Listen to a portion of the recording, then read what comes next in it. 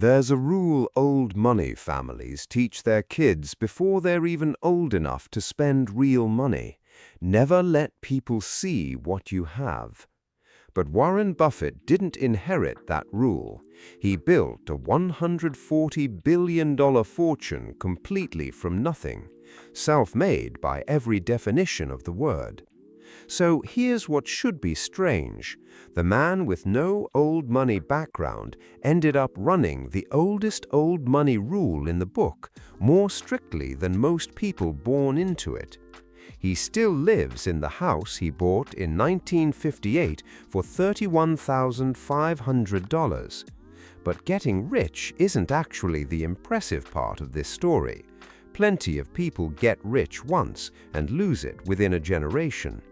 What's rare is what Buffett did after, kept every dollar of it compounding for 70 straight years without 1 year of chasing what everyone else was chasing.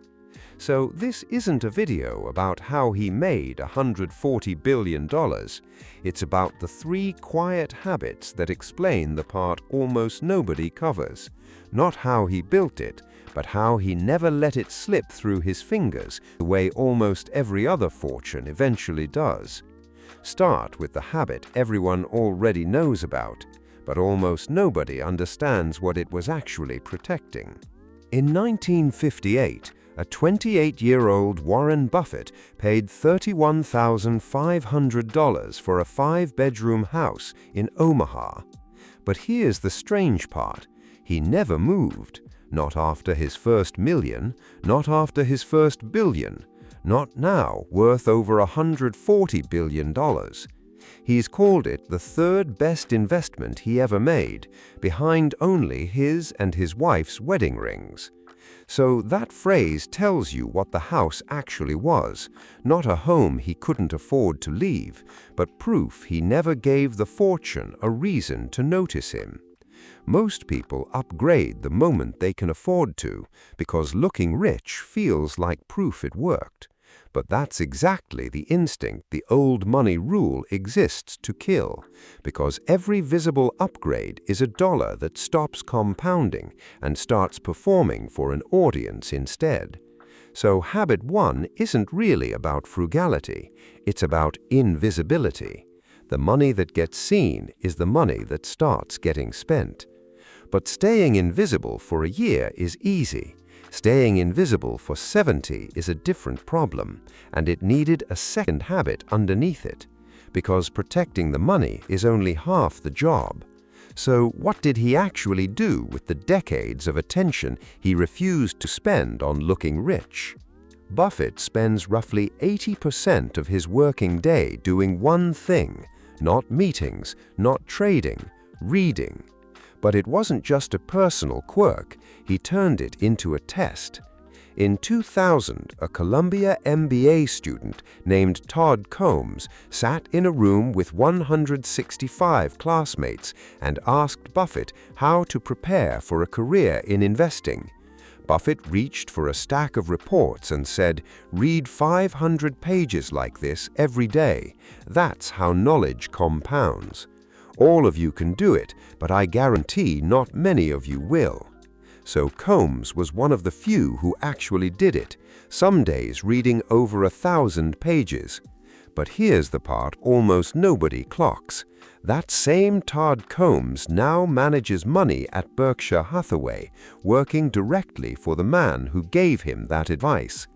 Most people react to whatever headline is loudest today, but that reactive instinct is also how fortunes get lost, chasing the trade everyone's talking about, the trend everyone's already priced in. Buffett spent his attention on slow, unglamorous information instead, which is a quieter way of saying he almost never had to react to anything. So that's habit 2, and it's not really about information. It's about never being forced into a decision you didn't have time to think through. But even that has a limit alone in a room. Every decision still needs to survive contact with someone who isn't afraid to say it's wrong. It lasted over 60 years, but it was never about networking. It was almost the opposite.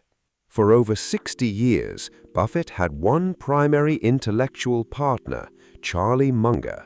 Not a rotating circle of new contacts, one relationship built slowly over 6 decades. But Munger explained why it worked, and it wasn't chemistry, it was preparation. He once said, "Neither Warren nor I is smart enough to make decisions with no time to think. We make actual decisions very rapidly, but that's because we've spent so much time preparing ourselves by quietly sitting and reading and thinking." So notice what that partnership actually did. It wasn't for finding new opportunities, it was for killing bad ones before they became expensive. The modern instinct is to widen your network as far as possible, because more connections feels like more opportunity. But Buffett protected one small circle for decades, because a wide network generates ideas, and a fortune is not destroyed by a lack of ideas, it's destroyed by the one bad idea nobody in the room was willing to challenge.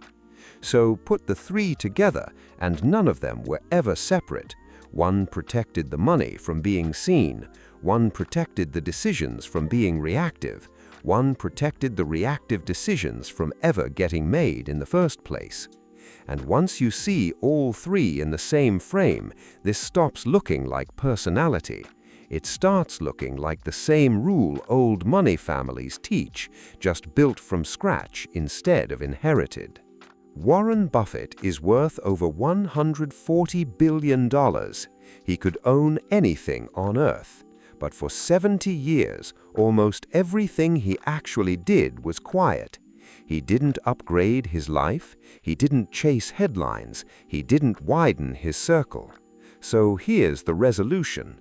Buffett is self-made. Nobody handed him a name or a fortune. But the habits that kept his money intact are identical to the ones old money families spend generations trying to install in their kids. Stay invisible, stay slow, stay hard to fool. He didn't inherit that discipline. He just built it from nothing and ran it stricter than most people who were born into it. So the fortune was never the hard part. Keeping it quietly for 70 straight years was. Invisibility, patience, or the partnership. If you had to remove just one, which one actually breaks first? Comment below.